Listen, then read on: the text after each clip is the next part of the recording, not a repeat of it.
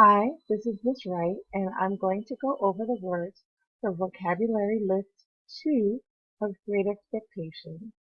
I hope this helps you to study. First word is aberration, meaning mental derangement, a temporary departure from somebody's normal mental state, a departure from what is normal or desirable. Now, aberration comes to us from really the medical field or the psychological field. So if a person has a psychological break from their normal behavior and they kind of go a little crazy, we call that a mental aberration. However, an aberration can be a departure from any normal course. So if I'm a straight A student and then one day I get an E on a test, that E is an aberration. It's not my normal grade. So hopefully I won't get any more of those, but it's something that's unusual. So anytime you have a departure from the normal course of events or the normal routine, it can be considered an aberration. Number 2, acquiesce. To acquiesce is to give consent, to agree or comply with something in a passive or reserved way. So you would acquiesce to a request. My mother asked me to clean up my room. I didn't feel like it, but I acquiesced as opposed to fighting her about it, having an argument. I just went and cleaned up my room. So that would be an example of acquiesce.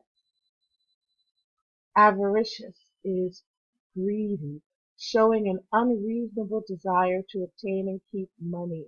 So a miser, someone who hoards money in their home under the mattress or in the basement or the attic would be considered avaricious. But it can mean anybody who's greedy for something, usually money, but it can be greedy for other things like for fame or for goods.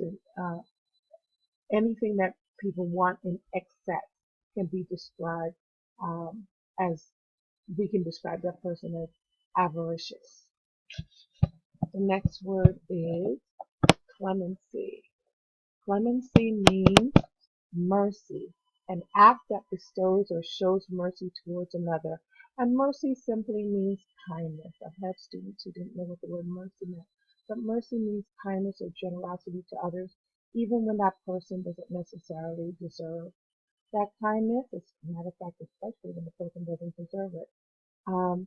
So God shows clemency towards us by forgiving our sins. A president can grant clemency towards people who have been jailed and decide to free them. So clemency is getting mercy even though you're guilty. So the president knows you committed a crime but thinks you spent long enough in jail. At the end of his term, it is not unusual for a president to grant clemency to people who have been petitioned to be released. Number 5 is compassion, sympathy for the suffering of others, often including a desire to help. If you have compassion towards others, you feel for their pain. You want to help them. Think of the word pathos that we've been studying in literature. Pathos draws us into that story and makes us feel for the person. Compassion isn't just you standing on the side and feeling sorry for a person, but usually you're moved to do something like maybe collect food for the homeless or volunteer at a shelter is a sign of true compassion. Composure. Composure is calmness, self-assurance, self-possession, and that means just it's the way of carrying yourself without showing anxiety, without showing nervousness, without showing worry. You just remain calm even in the face of difficult situations. So a person who has composure remains cool, calm, and collected. Condescend. to stoop down, to behave towards other people as though they are socially or intellectually inferior. So if you're condescending to people, you're patronizing. You talk to them as though they are not as good as you, they are not as smart as you. But there's another definition that's not here. To condescend, if I am invited to have tea with the Queen of England, she has condescended to have me come over for tea. That's actually a great honor. So some people who are genuinely of a higher social class, a social rank, who take time to help those who are less fortunate than they are, they condescend, but it's not seen as negative. It's actually seen as positive. So if Mr. Obama were to have mercy on Miss Wright and, do something nice for Miss Wright, condescend to do something nice for me, or invite me to the White House, that would actually be, you know, fabulous. So that kind of condescension is positive as opposed to treating people who are no worse than you as though they are lower than you are. Deferential has to do with being respectful, showing or expressing polite respect or courtesy.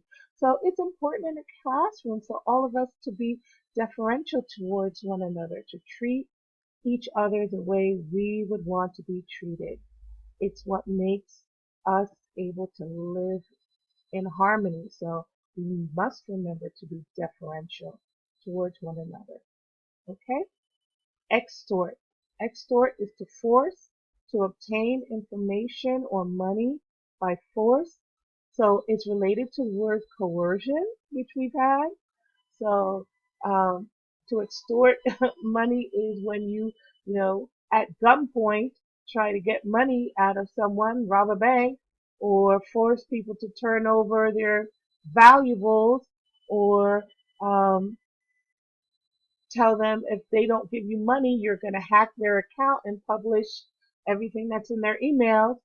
That's extortion. When you try to get money out of someone by force, by threatening them, by holding something over their head, that's extortion, and it's a crime. Felonious is criminal behavior relating to felonies or a felony, which is another word for crime.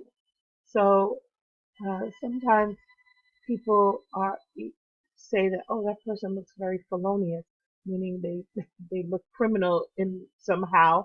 They've been profiled and they look criminal. But anything or anyone that is engaging in criminal behavior can be described as felonious.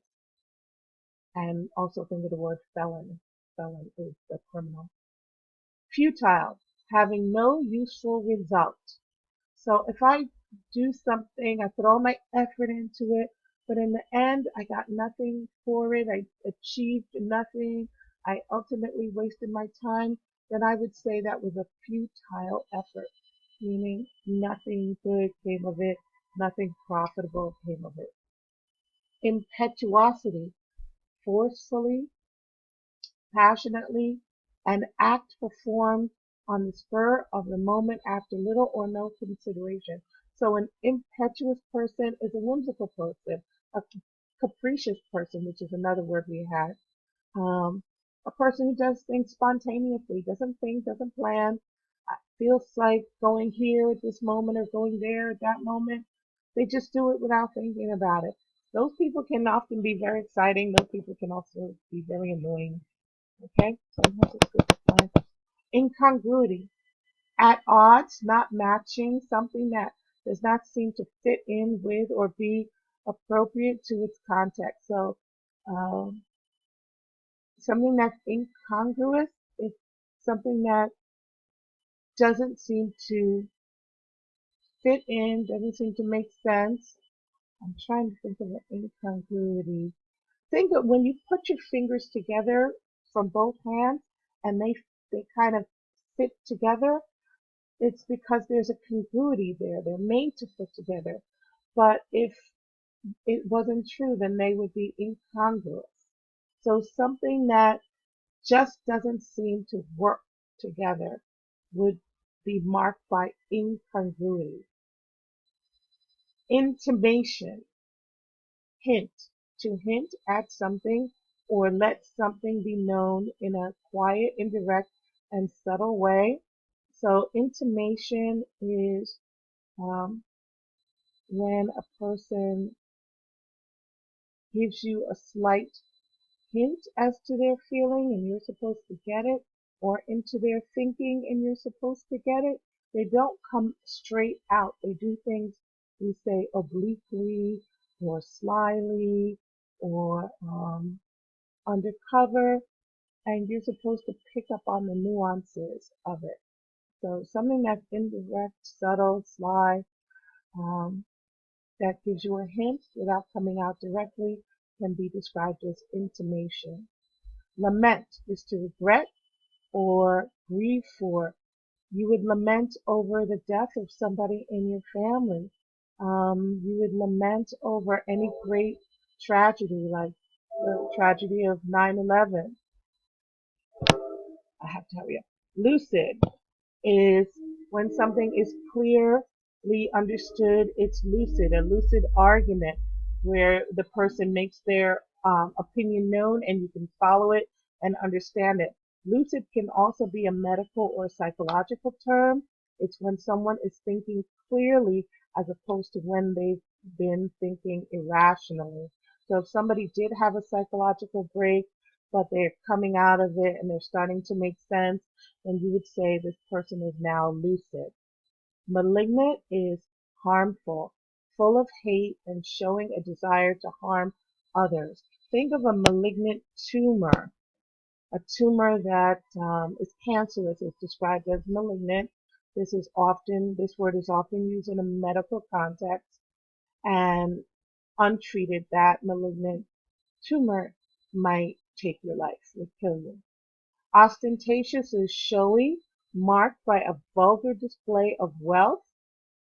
People who have golden toilets, people who have um, everything in their house is gold and painted gold or full of bling.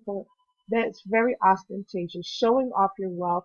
And a lot of people consider that actually a sign of a more lower class person who's come into money than a real person of long-standing wealth.